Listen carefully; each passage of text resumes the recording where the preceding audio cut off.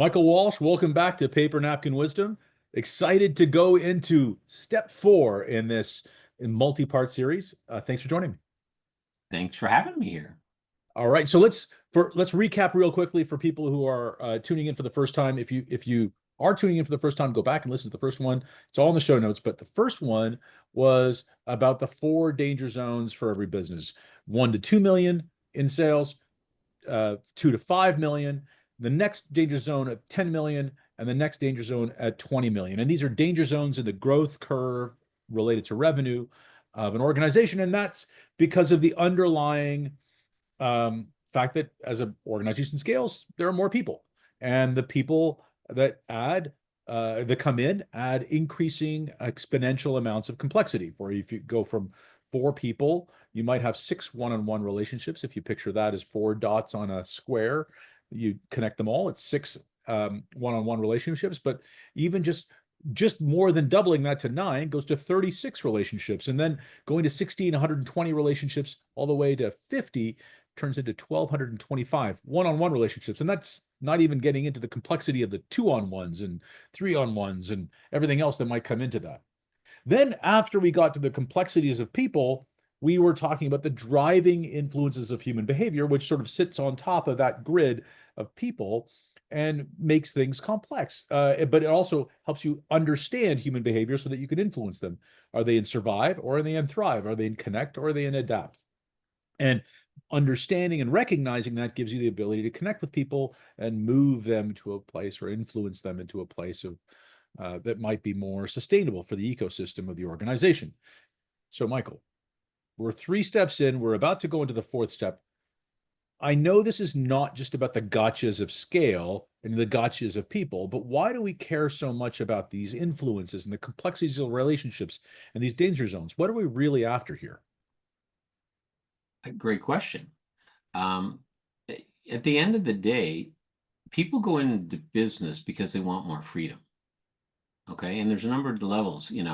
I know one thing that entrepreneurs want all the time. They want freedom of time, they want freedom of money, they want freedom of self-expression, they want freedom to make the impact that they desire, or we desire, because you and I are both entrepreneurs as well. Freedom to leave our mark on the world, and freedom to take care of things that are important to us, And if you had to summarize the different types of freedoms, I'd say there's 3 core freedoms. The first one is freedom in the business. Okay, so that we can focus on the things that bring us joy, satisfaction, a sense of accomplishment, and that give us a sense of growth. The second area of freedom is freedom from the business. So we're not constantly tied to it. We can actually take vacations, enjoy our family, have a life. And the third area is freedom because of the business. And that's freedom so we can deal with whatever our other goals and commitments are in life. And freedom because of the business would be, things like our financial freedom and the autonomy that we get as a result. Everybody decided at one point in time to stop working for someone else. We decided we could do better on our own. But really, one of the driving things that underlies all that is this innate desire we have for freedom. And so when you take a look, the question is, how can I really enjoy the business that I've been building? Because what happens is as it grows, as you hit these danger zones, remember the danger zones are the hidden obstacles that are lurking beneath each milestone of growth once you get past the first million. So at 2 million, there's a bunch of hidden obstacles. At 5 million, just after 5 million actually is where you get the next bunch. As you approach 10 million, you got another bunch of obstacles. And this chasm between 12 million and 20 million, there's a ton of obstacles there as well. And the obstacles are a function of 2 things. I love what you said when the increased complexity with people, because the 2 things are, one, every time you go to a different stage of growth, if you want to call it that, or you hit a different milestone, what happens is you're outstripping your structures. I mean, everything in life is a function of design and structure, not just our good intent. If we said, do your best and go the speed limit, and we didn't put stoplights up or green lights, stop signs, any of that stuff, it doesn't kind of work so well. unless you're in the automotive repair business, in which case it works great. But for the rest of us, not so much. And the hospitals get a little more full than we'd like and things like that. We're just not that big a fan of that kind of stuff. So they put it up stop signs and stop lights and that. In fact, in Vancouver, where I live, I don't know if you're aware of this, but in a lot of the communities, they would put, like a lot of the subdivisions within Vancouver proper, they actually had four-way stop signs on every street. You know what we call those in Vancouver? What? Optional stops. Optional stops. You kind of slow down, you look around, nobody's going, keep going. Slow down, look around, nobody's going. Now, at night, it's even easier because you can see headlights or not.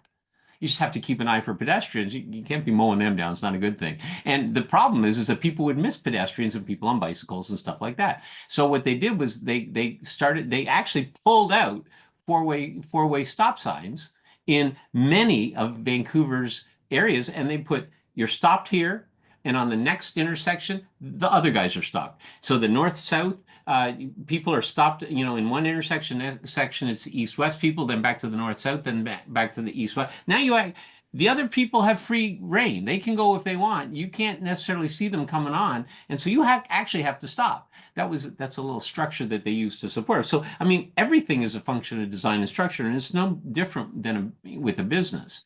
The difficulty is it's also very confronting as you grow a company because you have a whole bunch more people. And with that whole bunch more people, what happens is everybody has their competing needs and ideas and concerns and all that stuff. And that's why the complexity it's not an additive difference. It actually multiplies. And so what happens is this thing gets out of hand fairly quickly. Hence the command and control style of management that, of course, got introduced. And from that, they basically, when the assembly lines came in at the turn of the 19th century or the 20th century, sorry, they, everything was reductionist policy as far as that's concerned. The managers had the information and the employees just had to do what they were told. And they became cogs in a machine, which goes back to another conversation you and I have had over the last few weeks, which is, is a business a well-oiled machine or is it an intelligent ecosystem? And it's interesting because if you ask people that, most people say both. And if you say both, then that means well-oiled machine, and we'd like to have it be an ecosystem. Because the truth is they can't work concurrently. No. It's one or the other as far as that's concerned. So what we find is, of course, a machine gives you a semblance or a perception, or said differently, a delusion of short-term control. But nobody wants to feel like a cog in a machine.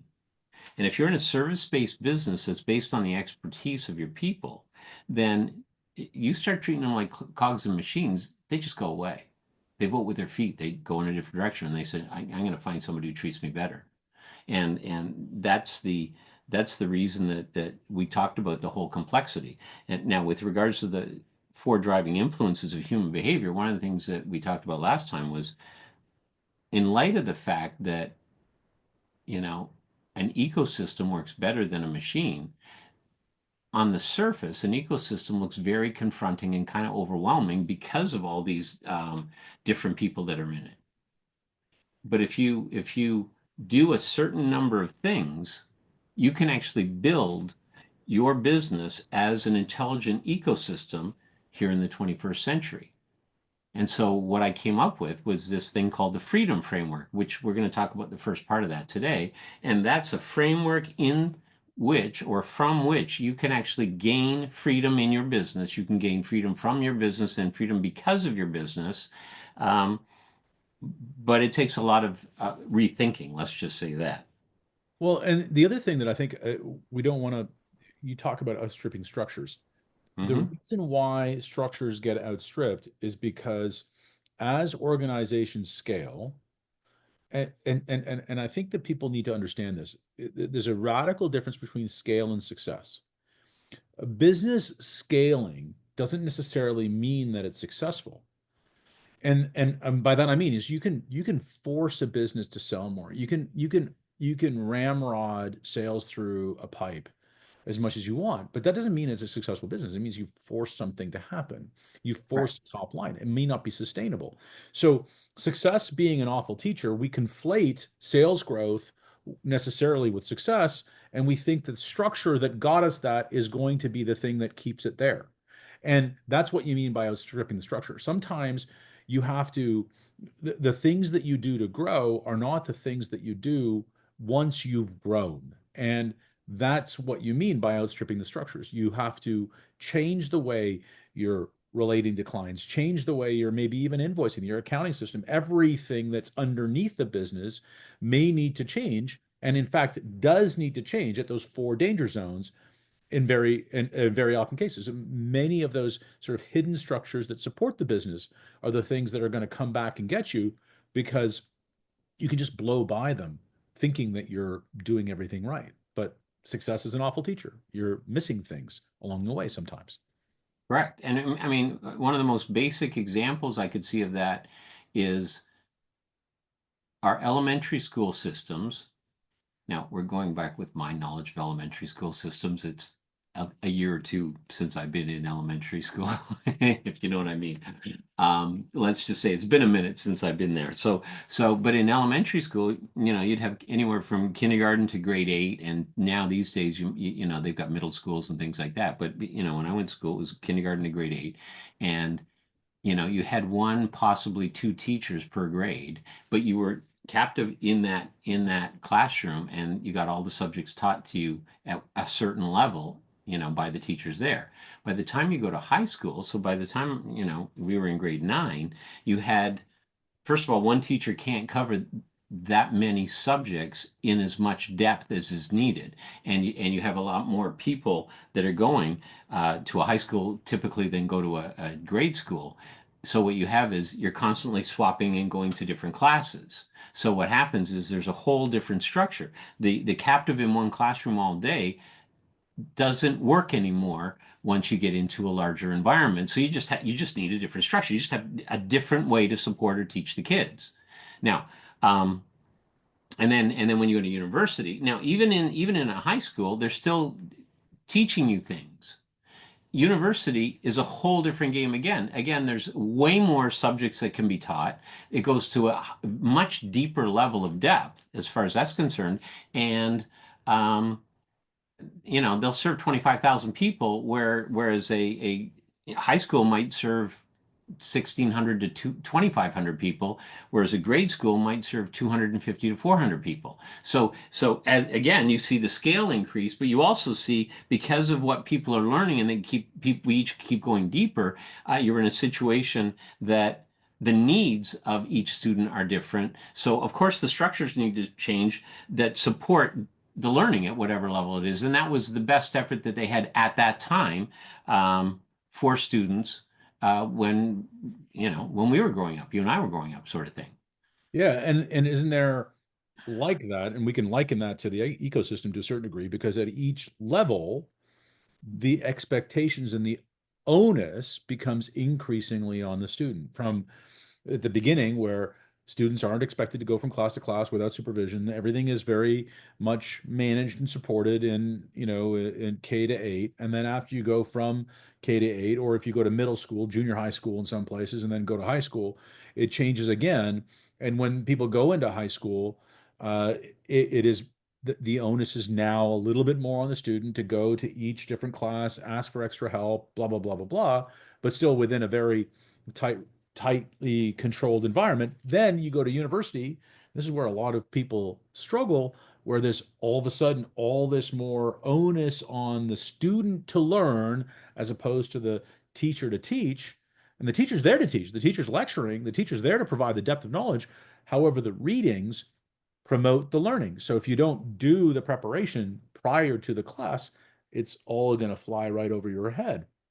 So it's operating more and more like an ecosystem, an intelligent ecosystem, and it requires the components, the pieces, to come prepared. And I think that's what you're talking about when you're talking about this freedom that it starts to exist within the organization, the freedom framework.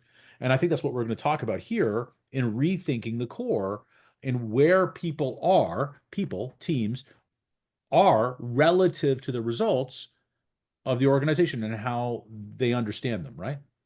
Correct. And yeah, I mean, actually, the more you were speaking about it, I'm like, yeah, the school system really is, a really strong attempt at an intelligent ecosystem. In fact, it's an ecosystem for supporting the growth of intelligence of people. Now, there are people that say that there are different systems that work better and stuff. I'm avoiding those conversations. This is just an example for our Yeah, no, purposes. this is Talking just about yeah, business. it's illustrative example only. And Exactly. it But not definitely not perfect in any example. So let's talk about rethinking the core. How okay. does that play into this idea? And look, when you talk about freedom in the business, freedom from the business, and freedom because of the business, Mhm. those three parts of freedom, that sounds awfully appealing, right? That sounds like why we're in business. That really does Yep. seem to capture it. So I haven't heard it expressed by you in that way before. I think it's profound. So let's talk about how rethinking the core takes us one step closer to that freedom framework. Okay. So in order to do that, you see, the freedom framework is based on how do I build an intelligent ecosystem? Remember, a machine is there for the benefit of the owners. An ecosystem's there for the benefit of everybody. So I need to build something that's for the benefit of everybody. Mhm. Because guess what? If I want people, if I really want to do well in business, especially in a service-based business where there's expertise involved, whether that's professional services, skilled trades, learning or training and development, things like that, you're in a situation where that means that everybody needs to feel like they are what I'll call small P partners. In other words, they don't necessarily have shares, but they really do have input and they do make their mark and they want to be able to excel in that. So the first job, every business is there to generate a result, and that result has got to be a result that actually creates value for the customers, clients or customers of the organization, and concurrently actually gives the business a chance to make a profit. So the ability to generate a result that customers want profitably is and has been the core of the business. Okay. There's your profit and customer value. If you know what, if it's a better deal for me to give you my money than it is to either keep it in my jeans or give it to your competitor, I'll give you my money. If it's a better deal for you to take my money and provide your service, you'll do that. If it's not a better deal for you, okay, then you'll say no to me and you'll go work with somebody where it is a better deal. You can actually be profitable with somebody else as far as that's concerned. So that value exchange is the core of every business. Real simple concept, but it plays every single day on every single transaction, every single part of the business. So, you know, And before you go past that, because this is super important, I think a lot of people take for granted that that value equation exists when it wanes. And and what by that I mean is they're not evaluating that reciprocal value frequently enough. Sometimes they're only evaluating it on a quarterly or semi-annually or annual basis, but the customer in that scenario is valuing it every single time they sign off on a payment. that's So right. so your evaluation has to be at least as good as your customers, I mean, as at least as frequent, if not more. And I think Yeah. that this is playing into the structure of rethinking the core because for it to be an ecosystem, it has to constantly be providing value. And you have to be sure of that. Otherwise, one part or the other of it goes away. It's not an ecosystem anymore.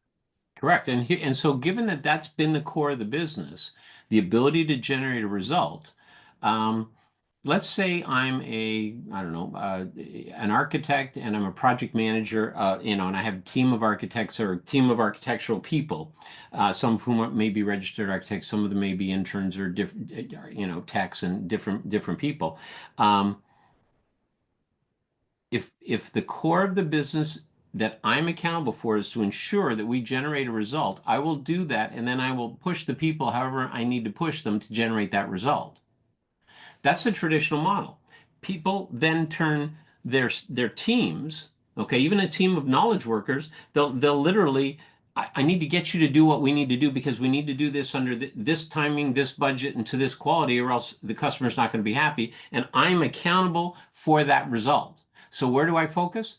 That result. Where do I not focus? On the team. I just expect them to do their jobs. And this is a professional service, so it's like they should do their jobs. And so as you get more people, and let's say I have a number of teams, it starts to get kind of hairy. So I start to bring in, I'm outstripping my structures. So I'll bring in other structures that actually try to constrain or corral their behavior so that I can get what I need. Okay. So the core has been that, and that's the fundamental flaw as well of that core, is that as long as the core is generating a result for clients, that's what I focus on. So when I rethink the core, I have to look at it a different way, because if I'm treating people like cogs in a system, or I'm trying to get them to do what I want, I literally will look for constraining structures, because I don't know how to control when they start to get out of hand. There's too many of them. Well, but think about it.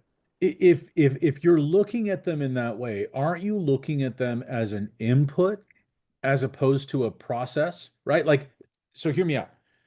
If you're thinking about the result as being the outcome, the Yeah. result meaning only the customer value result, the thing that I have to deliver, the deliverable, if that's what the focus is, then the people are a consumable towards producing the output. Because that's what you do in a manufacturing plant. You put a bunch of stuff in, you process it, it comes out. Yep. But that's not sustainable because people don't like to be treated like machines. People don't like to be used up like raw materials. And they know when they are, aren't they? Totally. And, although I got to tell you, to this day, okay, I went with a client to an industry related business development conference they were in. They wanted me in that, and we were going to take a look and see what parts of it would serve them, etc. And the people at the front of the room are saying, listen, it's all about your systems. People come and go, your systems stay. You need to focus on your systems. And it's like, oh my gosh, does this guy even know what he just said?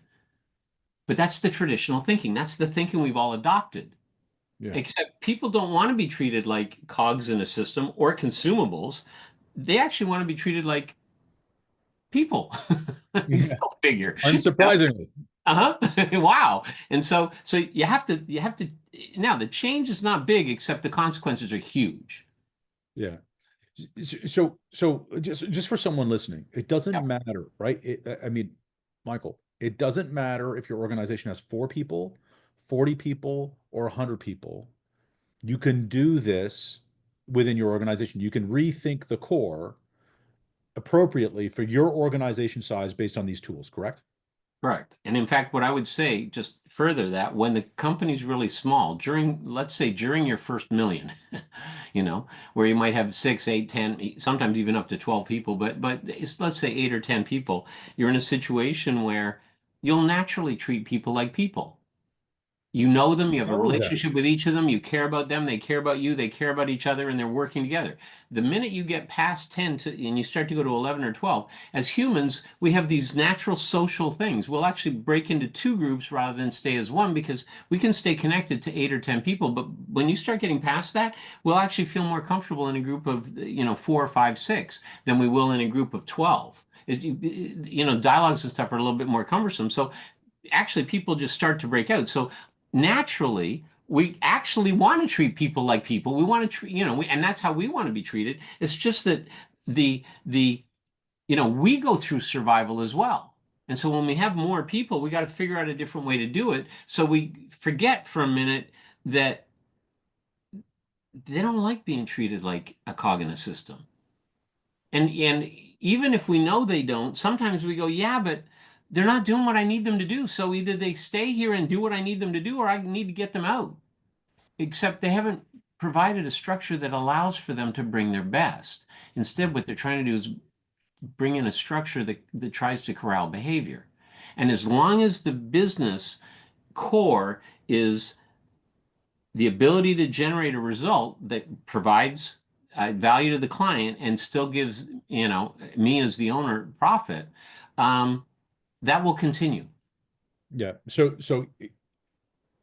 the bottom line is if you've got a small organization, 4 or 5 people, you Mhm. can start to experiment and play with rethinking the core because if you get a sense of it there when you're really connected to the people, know the people and actually care about them, it's actually easier to then expand that to a bigger group because you've already got the structure. the pieces of the structure that you need as you continue to scale, correct? Correct. In fact, it reminds me of the saying that I was taught when I got my first big dog. Okay, I had a an English Mastiff, and he was born at 5 pounds. Okay, and by the time he was 11 weeks, he was when we picked him up, he was 32 pounds. And I actually had to trade in a little four-seater car for a big old station wagon, with the big rack that comes down that separates the back part. And they said, "Oh, you're going to put the kennel in the back?" I said, "No, no, no. The kennel is the back." I mean, there's no cage in this thing. At 6 months old, that dog, his name was Buddy, was 105 pounds, and at 2 years old, he was 210. And Yeah. the advice I was told: you train a dog before it gains weight, because once it's gained weight, it's a little bit more of a handful. And that's the same thing with an organization, isn't it? Exactly the same thing in the organization. So, like you said, when it's small, you can sort of practice and learn, and play with these things. And in fact, the minute you grow past one team is when it starts to get a little dicey. So so when I say rethink the core, instead of treating the ability to generate a result as the core and people, the teams of knowledge workers as the inputs, you change it to the teams of people generating, gaining and generating, like gaining the ability and generating the result. The two combined become the core.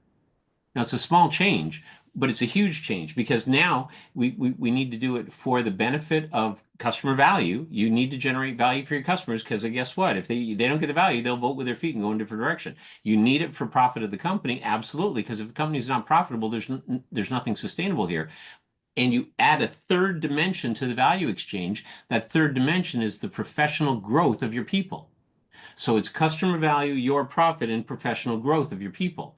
So those are the three outcomes from this expanded core, which is the people, basically teams of knowledge workers generating the result that achieves all three. So Michael, here's somebody out there saying, okay, that's a nice thought, but I don't make enough money to focus on, like, I'm going to diminish the profit or the customer value or both in order to grow professional growth for my team. I can't afford to add a third variable to that equation. And that's exactly what we think. And it's just inaccurate. Yeah. Here's the thing. It's not a zero sum game, right? It's not something where it's by adding a third dimension, we're taking away from the other two. In fact, it makes both more sustainable, doesn't it? Yeah. So let's say I worked for you. I'm a new guy on your team. Okay. Mhm. And you could operate with me a couple of ways. One way would be to say, do this. I'm the new guy on the block. I'll do this. Okay. What you're doing, though, when you're telling me what to do, is you're um, basically saying, I've hired your brawn. I don't want your brain at the table. Except in a service-based business where expertise is there, part of the deal is I'm here to grow as a professional, so I need to be growing my expertise, or I want to be growing my expertise. So you could say, do this, or you could say, okay, this is what we're doing here.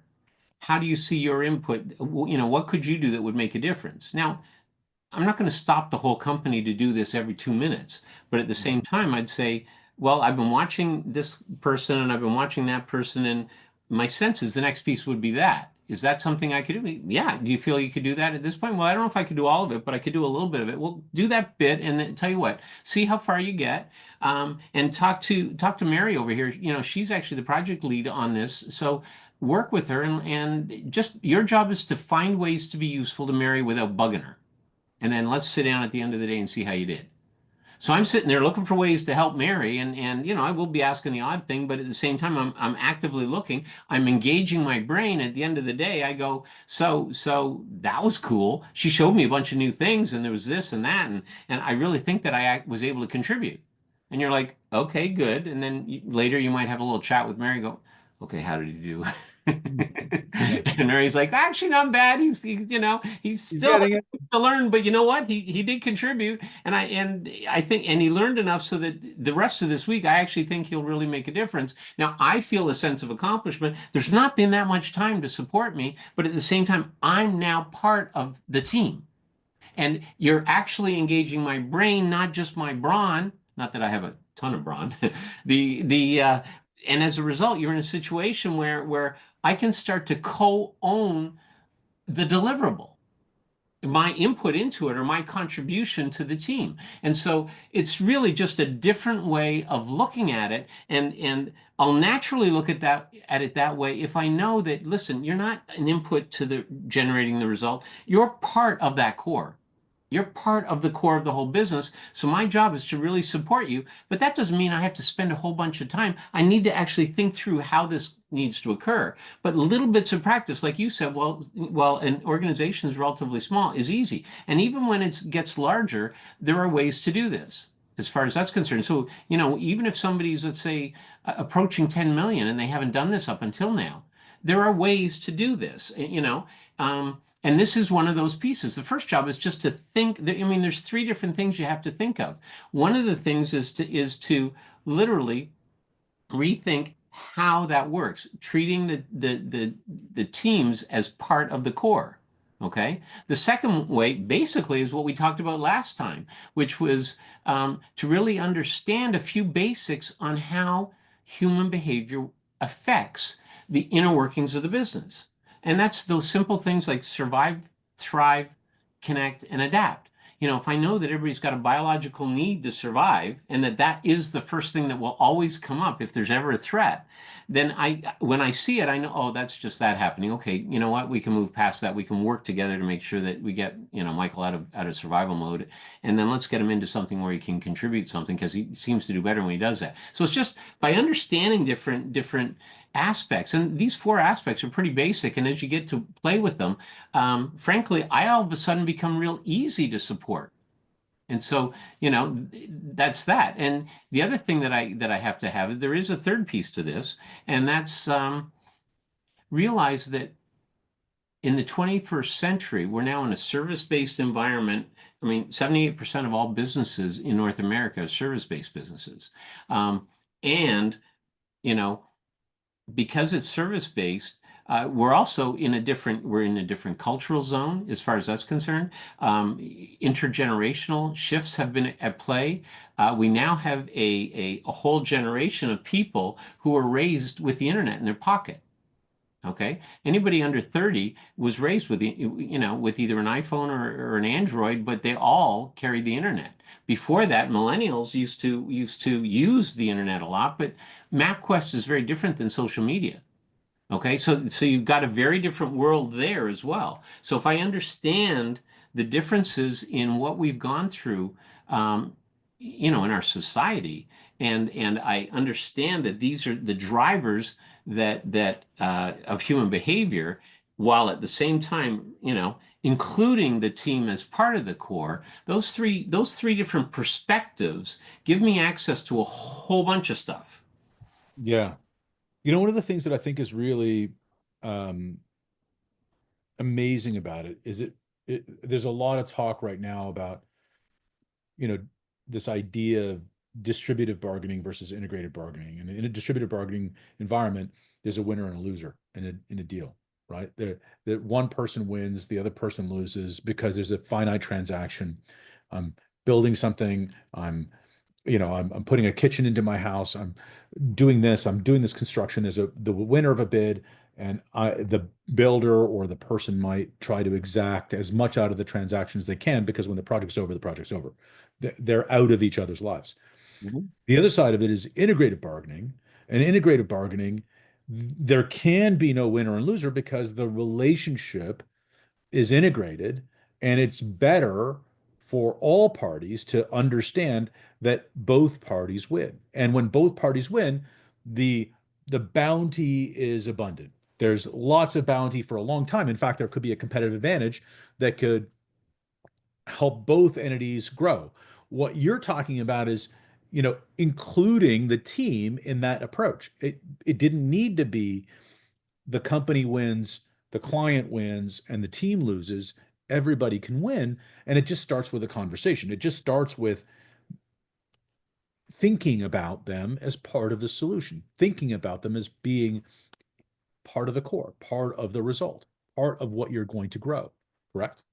Absolutely. And I mean, if you want to go to a very simple example, when people are new into a business, um, especially first job, they don't necessarily know how this new world works. And there's expectations and stuff, and people have been raised to be the customers of the school system in, over the last 20 years or so. So you're in a situation where they're used to being the customer of a system. They're not used to actually contributing for the benefit of, say, the customers and everybody else as well as them. So, when you talk about distributive and integrative, the thing that I think of is, if you have a candle and I have a candle, I could touch the wick of my candle to the wick of your candle, and your candle lights, and I do not lose any of my flame. Exactly. That said, let's take this to business, because if I have a sole candle and somebody blows on it, or there's wind that comes by, okay, that means that that's not very strong, a single candle, it goes out. If I have a fire and wind comes on it, it actually feeds the fire. And it's because of the strength of the fire that that same wind that would blow out a single candle will actually feed a fire. So similarly with your staff, if you're growing your staff, you're building their strength, and then even the adversity and whatever comes to that fire that is your people, they're stronger in the process. You actually get more results, not fewer results, but you have to get past the single candle process and actually allow them to grow into something that has more strength.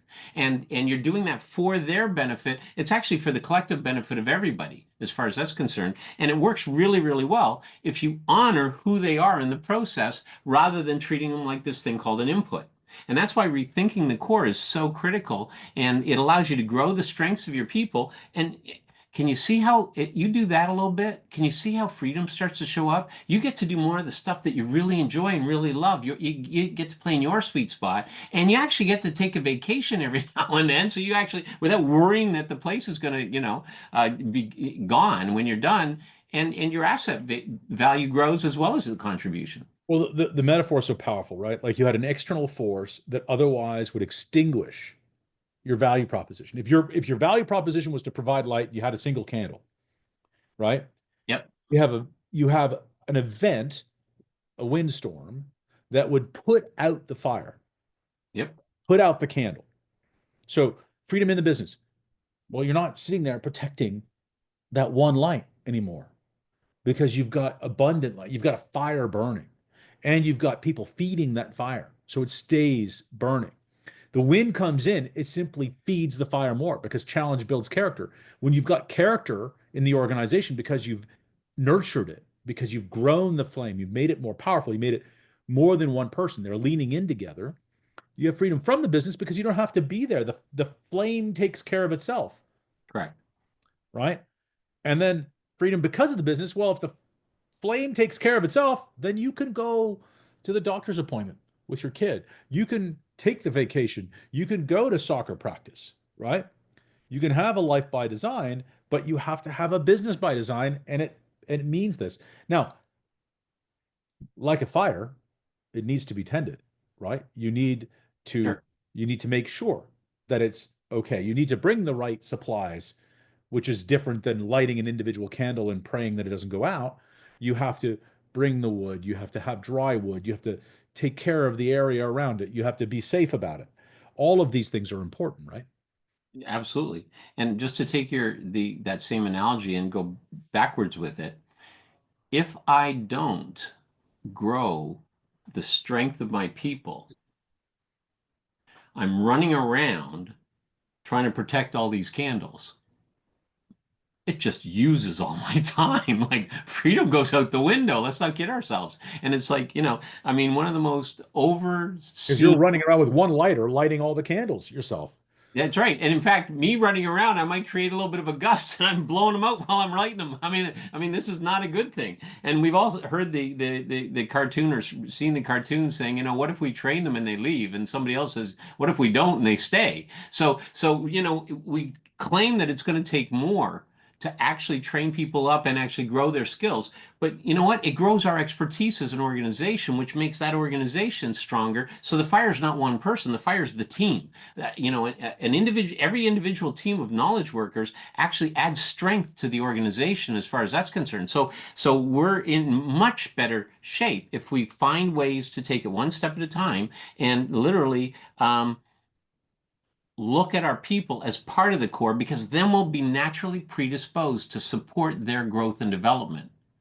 Now, think about some reasons why people will not want to become part of the core. Really, it comes down to the four driving influence of the human behavior from our last conversation. And if they're in survive, they're not Yep. going to move to thrive, connect, and adapt, right? They're not going to move into the ecosystem if they're in survive. So note that if someone is not making their way in, it's because this driving influence is holding them back. Noting that, and how do you note that? How do you observe that, Michael? Just for people who didn't go back to the previous podcast. Well, the truth is, you can see it. They've got protective behaviors.